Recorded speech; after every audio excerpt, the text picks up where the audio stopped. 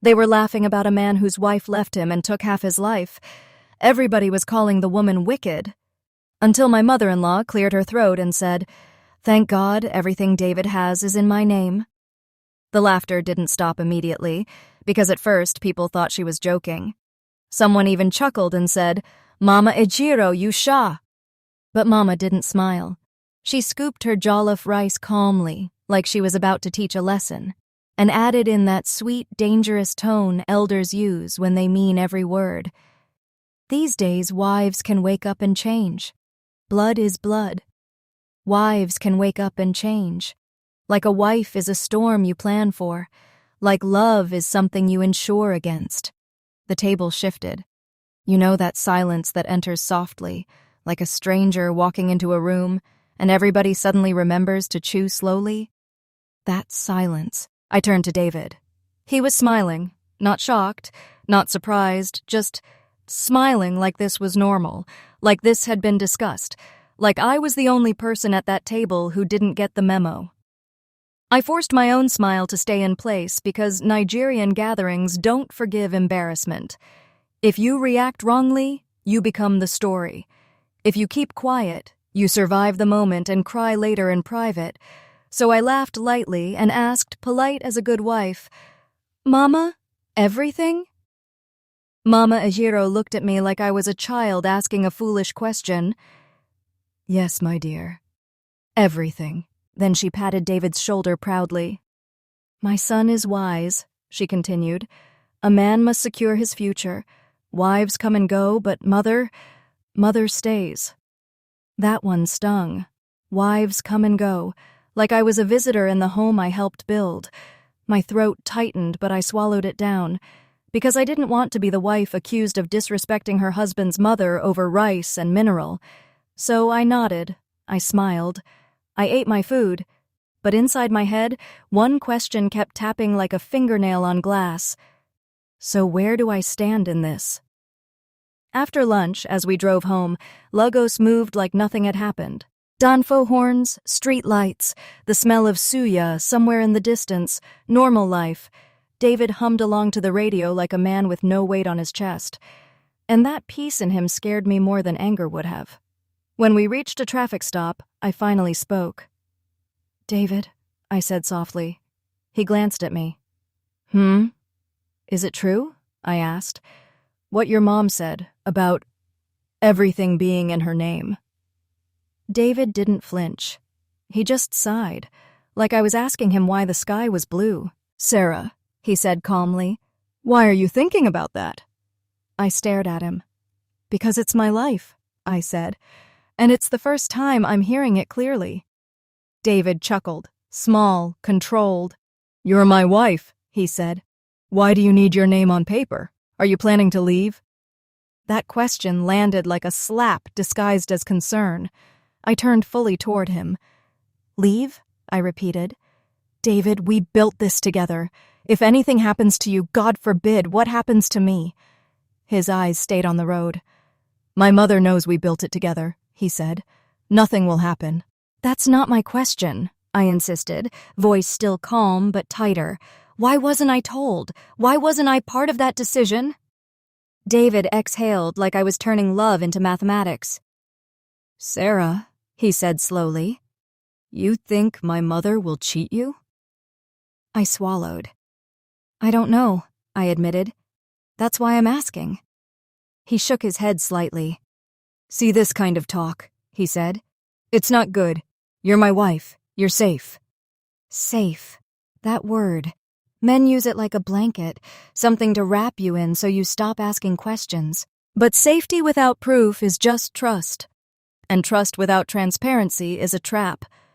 When we got home, I tried again, gentler, like I was begging for clarity, not conflict. "So, when will it be transferred?" I asked. "Even if not everything. At least one property in both our names, just so it's clear." David finally looked at me, eyebrows raised like I was being unreasonable. "You're overthinking," he said. "We're still building. Once we finish everything, we'll settle it." "Once we finish?" I repeated. He nodded. "Yes, once we finish. And just like that, he switched topics like he always did. Smooth, effortless, like dodging my concerns was part of his daily routine. "By the way," he said, casual again, "about children. Let's wait small. Just a little. Let's finish this duplex first. A child deserves comfort." I blinked at him, because that sentence, "let's wait small," was not new. I had been hearing it for years. Every time I brought up starting a family, David had a new milestone we needed to reach first.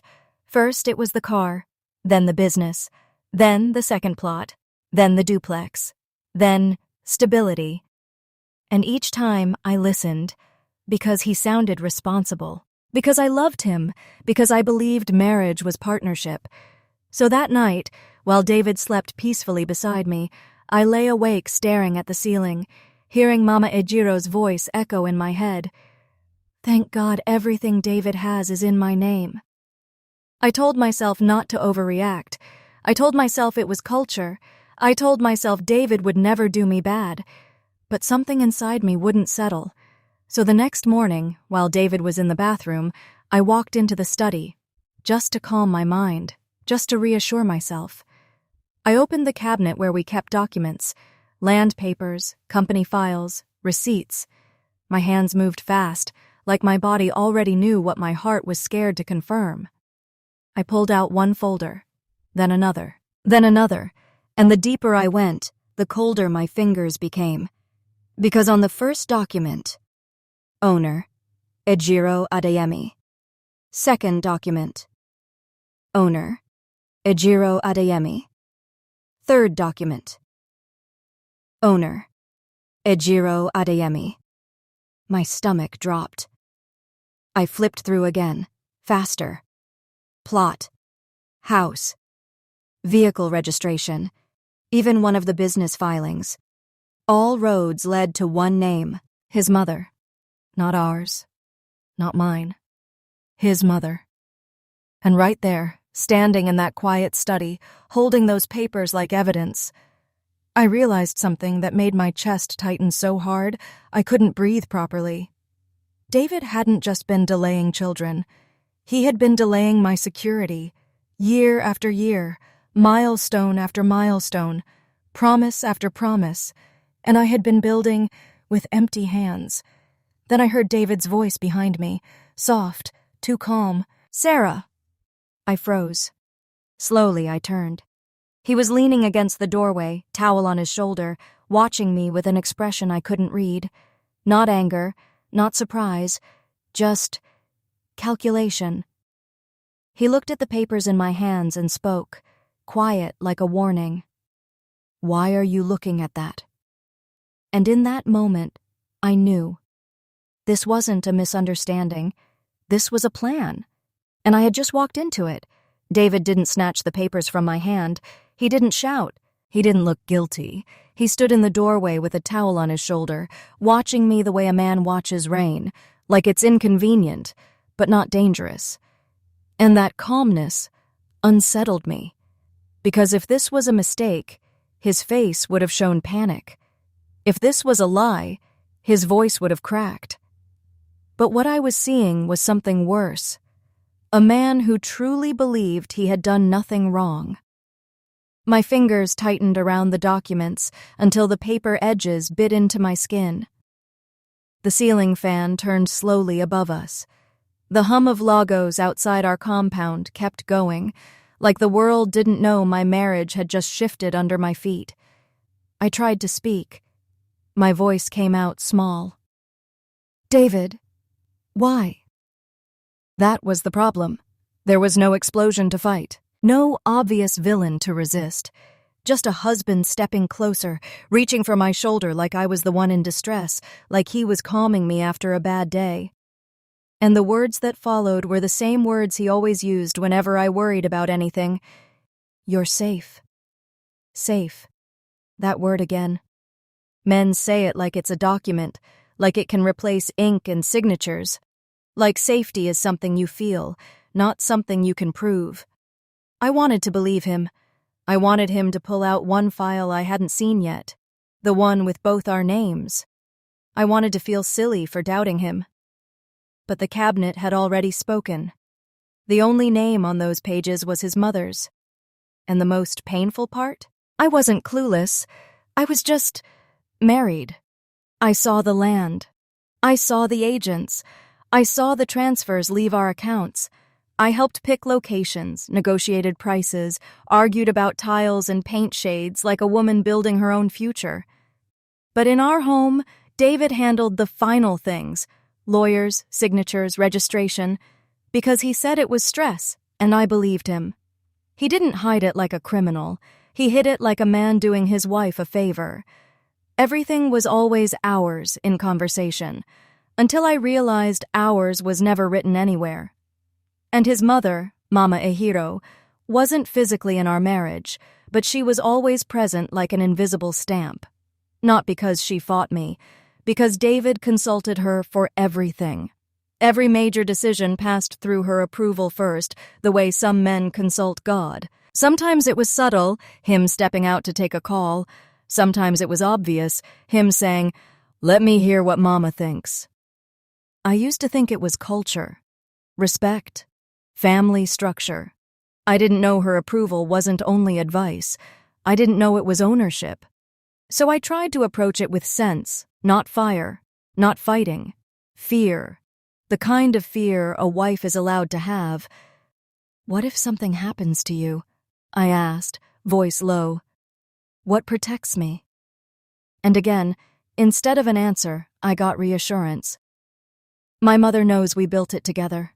That sentence almost made me laugh, because knowing is not a legal right. Knowing doesn't stop relatives from rewriting the story when grief enters a house. Knowing doesn't protect you when people decide you are not blood. But I didn't want war, not in a home I was still living in. So I did what many women do when they sense danger, but still love the person holding it. I chose peace, and called it patience. I didn't drop the matter because it was resolved. I dropped it because I could feel how quickly love can become war in a house that still needs peace to function. Weeks became months. Then months started adding up like unpaid rent. The house returned to normal on the surface. Work, traffic, cooking, weekend plans, David's laughter, David's hugs. But my heart didn't return to normal, because once you've seen the foundation crack, you can't pretend you didn't. Then the bigger ache started pressing harder. The baby conversation. It began the way it always did, softly, like a promise waiting for the right season. But season after season, it was still waiting. Every time I tried to bring it up, David had a new milestone that sounded responsible enough to silence me. First it was the car, then the business, then the second plot, then the duplex, then stability. And every year the same line, "Next year." 10 years of next year doesn't feel like betrayal while it's happening. It feels like planning, until the body starts keeping score. So when we finally started trying, I expected relief. I expected my body to reward patience. Instead, I got silence. Month after month. Hope that rose and fell like tide. And then the whispers started. Not loud, not direct. The kind Nigerians prefer, wrapped in jokes and prayers. At a wedding, an auntie held my cheeks, smiled too wide, and laughed. "Sarah, you're still doing small girl body-o. When are we naming your baby?" I laughed too, because that's what you do when you're bleeding inside. David supported me at first. He was gentle, present, protective. He prayed with me, reassured me, told me to ignore people. And that made the pain confusing. Because how do you accuse a man who looks at you like he loves you? How do you fight something that doesn't look like evil, but still leaves you unprotected? We went to the hospital. Tests, scans, blood work, hormones. Everything came back. Fine. Yet nothing was working. That kind of fine is torture because it gives you no enemy to fight. No clear reason, just time passing. Then a call came from a fertility clinic in Lekki. A proper clinic, clean building, soft-spoken nurses, success stories on the wall. The kind of place people don't mention loudly, because in Lagos, people will say, "God is enough." but still run to the hospital quietly. The woman on the phone spoke professionally, like she had said this to many women before. Our IVF intake window is closing soon. If you want to be on this cycle, you have to start now. My throat tightened, because suddenly time had a deadline. Not next year, now. And it made sense, because the specialist only took a limited number of couples per cycle, so the lab could focus and success rates could stay high. Meaning if I missed this window, I'd wait again. And waiting had already stolen too much from me. So I told David everything. The timelines, the cost, the tests, the process, the fear, the hope I didn't want to lose. And for the first time in a long time, I watched my husband stand still, like something finally landed inside him. No postponing, no next year. He agreed, just like that. Maybe love did it. Maybe guilt did it. Maybe it was the sight of me breaking quietly. But he agreed, and my heart lifted in a way that surprised me, because whatever his mother's name was doing on paper, he was here. He was choosing us. We went together. Appointments, forms, consultations. His hand in mine in waiting rooms. His questions to the doctor. His quiet seriousness, like a man who finally understood this wasn't just about having a baby. It was about time. And I kept thinking, maybe this is where everything turns around. But hope is dangerous, because it can blind you while real life is loading. After the final scan, the doctor's face didn't look like victory. It looked like carefulness, like someone choosing words that won't shatter a woman completely. I stared at the monitor, then at David, then back at the doctor, and I heard the sentence that made my entire body go cold from the inside. It wasn't about getting pregnant. It was about carrying, and my body might not be able to carry a pregnancy safely. My ears rang, because in my mind, IVF had been the last door, the final solution, the thing people whisper about like magic. So why did it feel like the final door had just closed, while I was still holding the key? I turned slowly toward David. His eyes were fixed ahead, blinking slowly like he was trying to wake himself up from a dream. And in that moment, I realized our marriage was about to be tested in a way love could not cover. Because if I couldn't carry a child, what would 10 years of waiting become? And would a man who puts everything in his mother's name ever choose me fully when the one thing his family wanted from me might never come? The doctor's next words were still forming, and my heart was already falling. I didn't cry in the hospital parking lot. I didn't scream. I sat in the passenger seat while Lagos traffic swallowed us, and I stared ahead like a woman whose body had just betrayed her. The doctor had spoken gently, too gently. Everything looked normal, hormones fine, structure fine, no blockage. And yet, sometimes it just doesn't happen. 10 years of let's wait small, 10 years of building, 10 years of postponing motherhood like it was a luxury item we could purchase later. Now the doctor was suggesting IVF. I watched David as he drove. Quiet, not cold, not distant, just processing, because David loved me. That was the most confusing part. He wasn't a cruel man. He wasn't unfaithful. He wasn't abusive. He was simply a son first and a husband second. That night he called his mother. Of course he did. He always called her when things felt heavy. I wasn't in the room, but I didn't need to hear both sides to know what was happening. The next morning, Mama Ejiro came over. Not angry, not dramatic. Dressed neatly, calm, controlled. The kind of calm that carries finality. She sat across from me in the living room and folded her hands.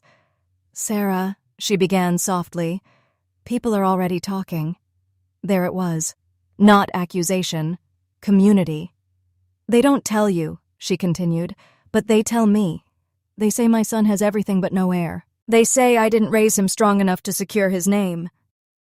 My chest tightened. She wasn't shouting. She wasn't insulting me. She was positioning lineage as responsibility. "You are a good woman," she said, "but some destinies are not forced." There it was, the sentence. "Adoption is not an option," she added gently. "Blood is blood. I felt the air thin. Then she said the thing that finally stripped all pretense. You should start thinking about what is best for David. If it means stepping aside so he can fulfill his destiny, that is also love. Stepping aside. Like I was an obstacle, like I was traffic. And the most painful part? She wasn't speaking with hatred. She was speaking with conviction. That was the plan. It had always been the plan. I looked at David.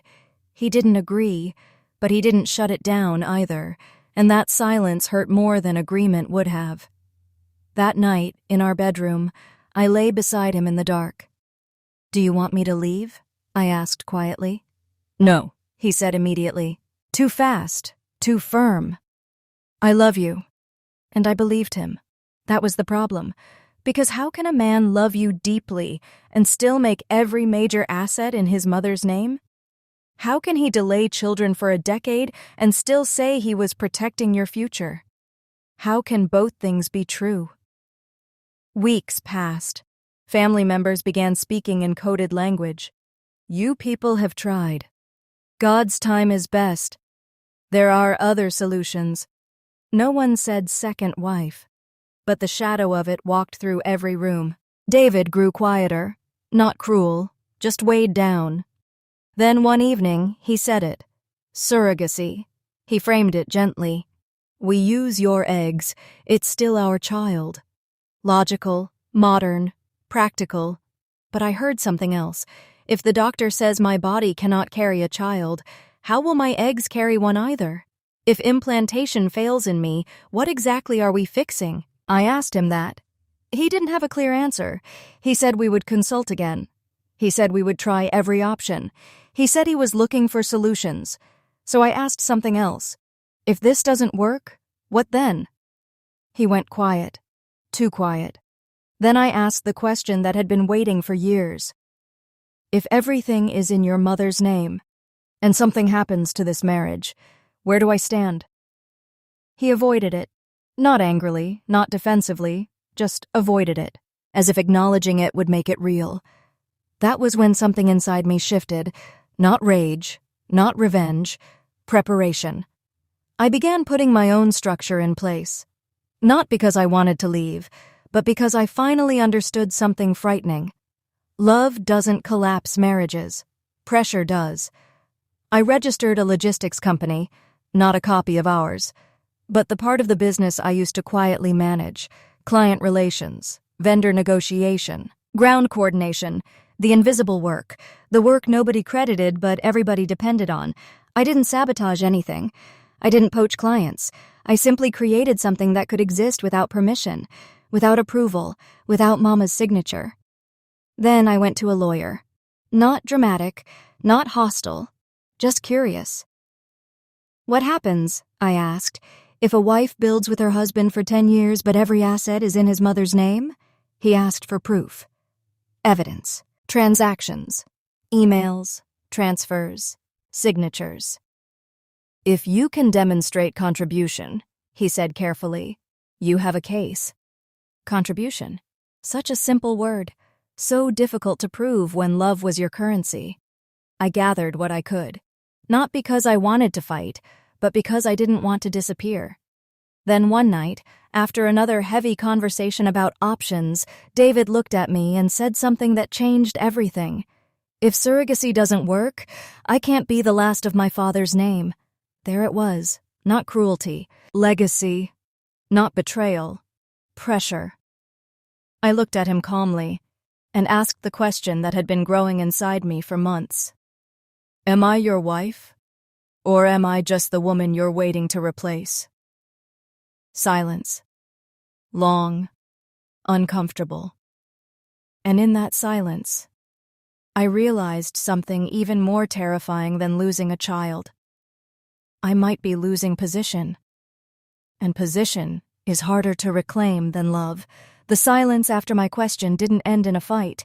It ended in a shift. David didn't deny loving me. He didn't blame me. He didn't shout. He just avoided the question. And avoidance, in marriage, is a decision wearing soft clothes. The next few days looked normal to outsiders. Breakfast, work, prayer, Small jokes. But I felt it underneath. Pressure moving around us like harmattan wind. Calls taken outside. Family visits that came with too much seriousness. His mother's voice entering our home more frequently, not as advice, more like instruction. Then the family gathering happened. Not a celebration, not a party, the kind with elders who don't visit unless something must be sealed. The air in the sitting room was respectful, heavy, already decided, and then she entered. Amarachi, quiet, modest, eyes lowered, the type Nigerian mothers describe as good girl. She wasn't introduced as competition. She was introduced like remedy, like a help, like a girl with home training that would bring peace. And nobody used the word wife out loud, but everyone behaved like it had already been signed in the spirit. I watched my mother-in-law sit taller than usual, like a woman seeing her own plan take shape. David looked caught between two worlds, not proud, not wicked, just weak, trying to balance his mother's control and my dignity like a man holding two plates with wet hands. And that was the first time I understood something bitter. In Nigeria, a man doesn't always betray you by hating you. Sometimes he betrays you by failing to protect you. After that day, the house changed. Relatives started calling more. Aunties started using coded compliments. Sarah, you're a very understanding woman. Understanding woman. That Nigerian phrase that means, swallow this and smile, or they will label you stubborn. Amarachi stayed around. At first she acted like a visitor, then like family, then like someone who had a future already allocated. His mother became bolder, not necessarily insulting me, but moving like I was already a chapter. I tried to reason with myself, tried to calm my mind, tried to believe David would draw a line, but line drawing is not what emotionally attached sons do best. They postpone, they manage, they settle everybody. And while all this was happening, my mind kept circling the same wound. 10 years of delaying children, 10 years of next year, 10 years of milestones that always came with a new excuse. Now suddenly there was urgency, and urgency is never random. 4 months after that rushed arrangement started, the pregnancy news landed, not softly, loudly, celebrated, announced like a victory. His mother moved like a woman whose prayer had finally defeated my body. Calls went out, plans began, church people congratulated, and I stood there smiling politely like a woman watching her own replacement become official. I didn't collapse in public, but inside me, something tore. Because it wasn't just another woman, it was another woman carrying what I had been praying for, in a timeline that made no sense. 4 months. And my head started counting quietly, not because I wanted to accuse, because the numbers were too sharp to ignore. David looked relieved and guilty at the same time. The relief hurt more than the guilt. It told me something my heart didn't want to accept. He was comforted by the proof of lineage, even if it was costing me my place. That was the day I stopped trusting love alone.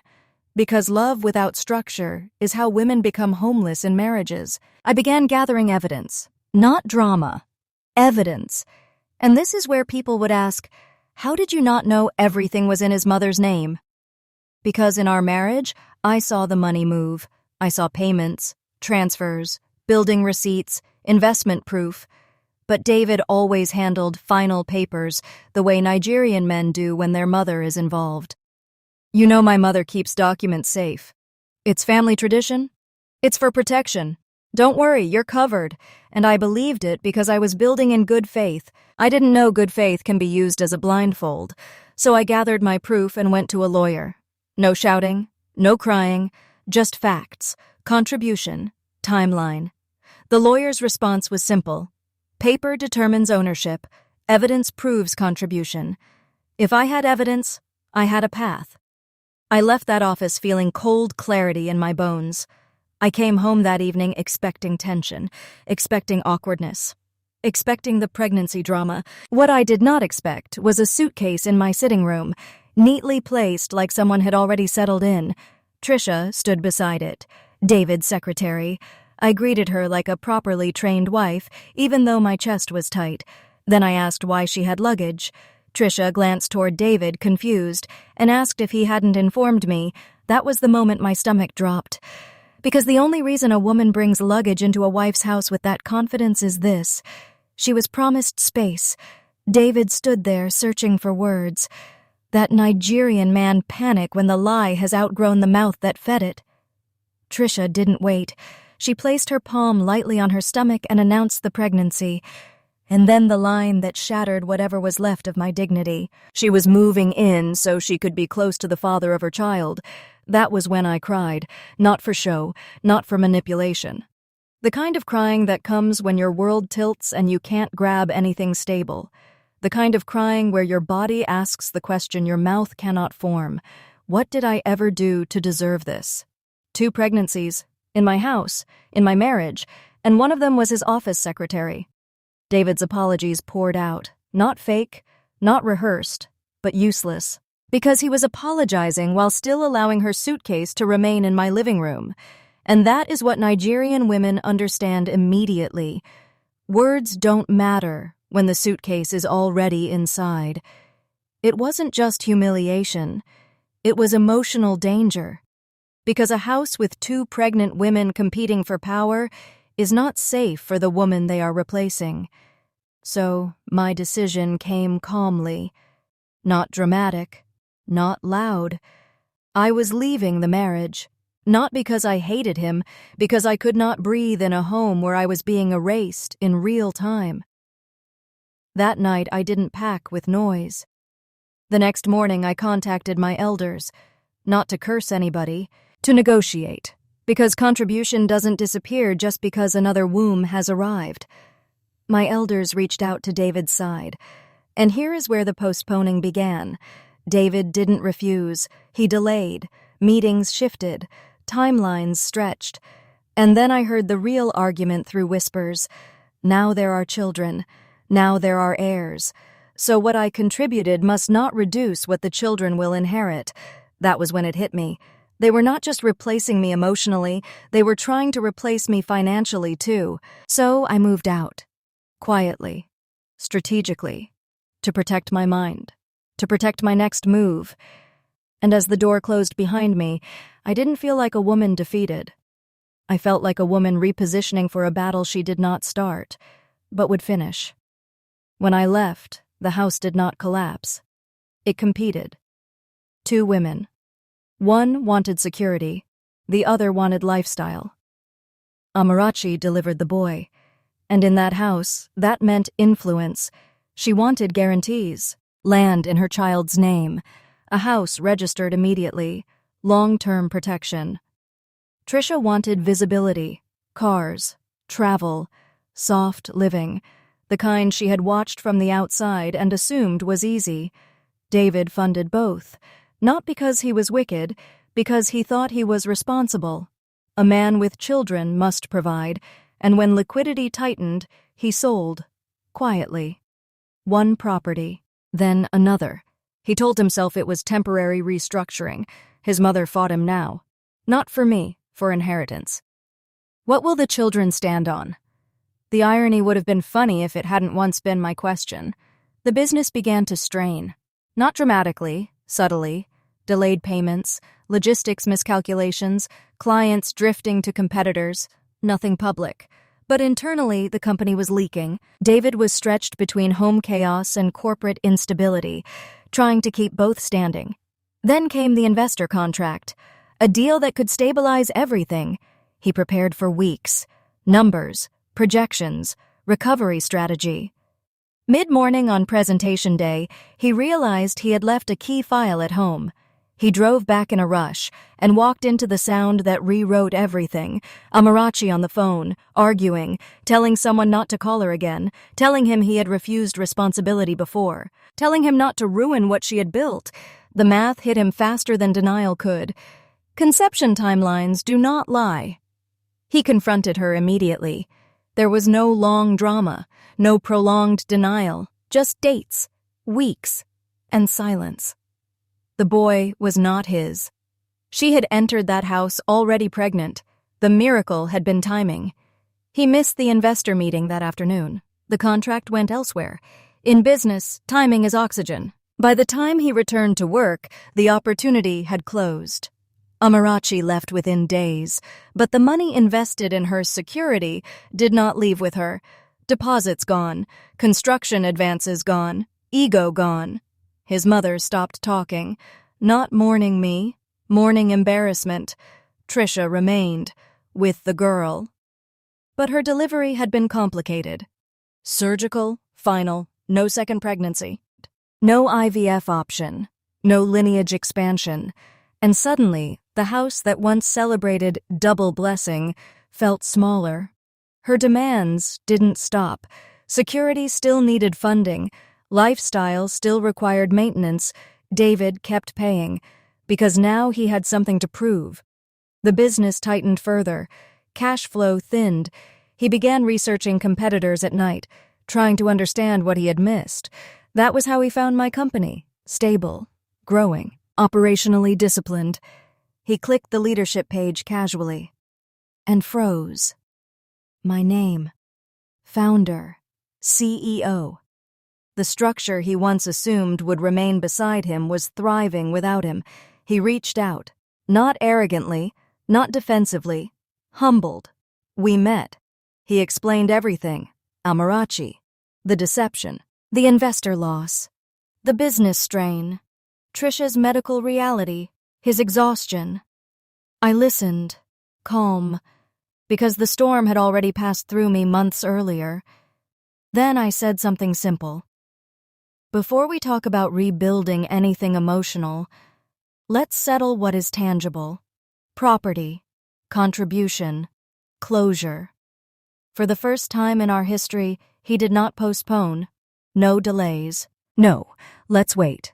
No, my mother will handle it. Documents moved, transfers processed, witnesses signed. Everything that had once been too sensitive suddenly became possible. And that was the moment something permanent shifted in me, because if it was always possible, why wasn't it done when I asked gently? Why wasn't it done when I was loyal? Why wasn't it done when I was still in the house? The properties were transferred, stamped, sealed, clean. I sold some, reinvested others, bought new ones under my name alone. No emotional attachment, no shared vulnerability. David assumed that once balance was restored, we could try again. He said he never meant to lose me. And I believed him. He didn't mean to lose me. He just never meant to secure me either. There's a difference. He asked if we could rebuild. Now that he understood, now that he had changed, now that things were clear, I looked at him and realized something that felt colder than anger. If I return now, it means I accept that I only deserved structure after chaos. And I don't. So I said no. Not loudly, not bitterly, just no. Because for 10 years I built like a partner, and he protected me like a possibility. Possibilities are replaceable, partners are not. He went back to his life, to one child, to a business he now had to fix without the invisible systems he once underestimated, to a mother who no longer had the same certainty she once carried. And I went back to mine, to quiet mornings, to papers that carried only one name. Mine. Here is the truth most women don't want to admit. If your name is not on what you are building, you are not building. You are assisting, and assistance can be dismissed. Any man who says putting your name on paper will disturb peace is protecting something, and it is not you. If you watched it this far, write, "Protect me" in the comments. Maybe David loved me, but love that cannot sign your name into security is not love strong enough to build on. And that is why I walked away. Not because he hated me, but because he never protected me. And I finally chose to protect myself.